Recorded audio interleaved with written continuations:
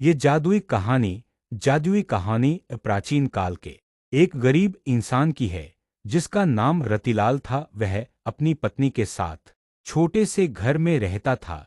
रतिलाल दैनिक भिक्षा मांगने जाया करता और जो कुछ भी मिलता उससे अपना और अपनी पत्नी का जीवन यापन किया करता। एक बार सारा दिन भिक्षा मांगने के बाद उसे केवल एक मुट्ठी चावल हाथ लगे और वह अपने घर पहुंचा तो उसकी पत्नी दुखी होकर बोली, घर में तो अनाज का एक दाना भी नहीं बचा है और आप एक मुट्ठी चावल ही लाए हैं। भला इसमें कैसे हम अपना पेट भर सकते हैं। और वह थक हार के घर में बैठा ही था कि द्वार पर एक भिक्षुक आ जाता है और वह कुछ खाने के लिए मांगता है। रतिलाल धर्म संकट में फंस जाता है। अब वह एक मुट्ठी चावल अपनी पत्नी को दे या सामने खड़े भिक्षु को, लेकिन वह द्वार पर आए किसी व्यक्ति को बिना कुछ दिए जाने नहीं दे सकता था।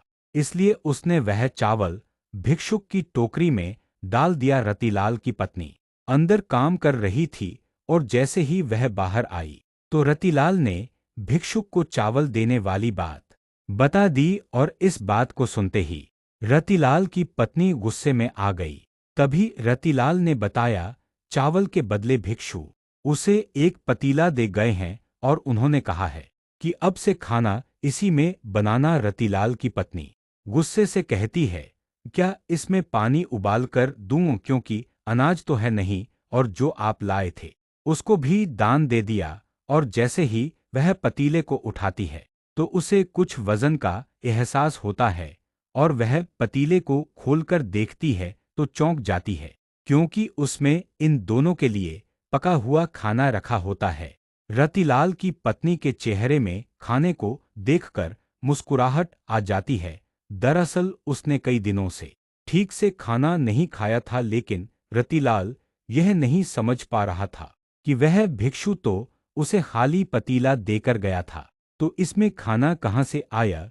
और वह आश्चर्य से यह बात अपनी पत्नी को कहता है, लेकिन वह कई दिनों से भूखी है, इसलिए उसकी बात नजरअंदाज करके खाने को घूरती रहती है और अपने पति से कहती है, बड़े दिनों बाद इतना स्वादिष्ट भोजन देखने को मिला, चलिए खाते हैं। और रतिलाल खाना खाने बैठ जाता है, लेकिन अभी भी उसका ध्यान उसी बात पर टिका होता है, क्या यह बर्तन जादुई पतीला है। भोजन करने के बाद वह अपनी पत्नी से अपने दिमाग में चल रही उथल पुथल के चलते यह बात कहने से अपने आप को रोक नहीं पाया कि जरूर यह जादुई पतीला है जिससे इच्छानुसार भोजन प्राप्त किया जा सकता है।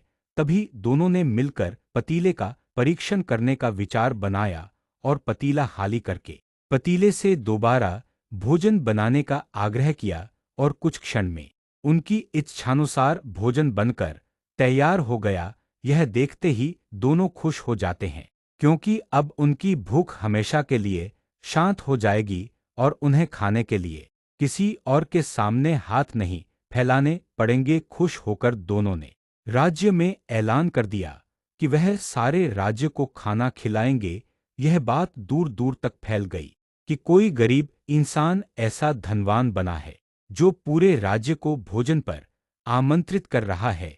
और अगले ही दिन रतिलाल के घर के सामने हजारों की तादाद में लोगों का हुजूम उमड़ पड़ा, जिनमें से ज्यादातर लोग तो यह देखने आए थे कि भला यह गरीब इतने सारे लोगों को कैसे खाना खिला पाएगा। लेकिन देखते ही देखते एक से एक व्यंजन सबके सामने रख दिए गए और सभी को खुला आमंत्रण दे दिया गया, जितना खाना हो उतना खाइए और जरूरत पड़े तो घर भी ले जाइए। यह सुनते ही राज्य के सभी लोगों ने जी भर के खाना खाया और अपने साथ अपने परिवार के लिए भी लेकर गए, लेकिन खाना खत्म नहीं हुआ।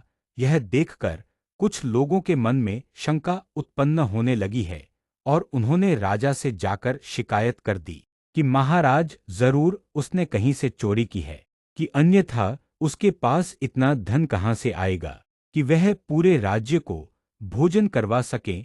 और राजा भी सच जानना चाहता था। राजा ने रतिलाल को अपने दरबार बुलवाया। रतिलाल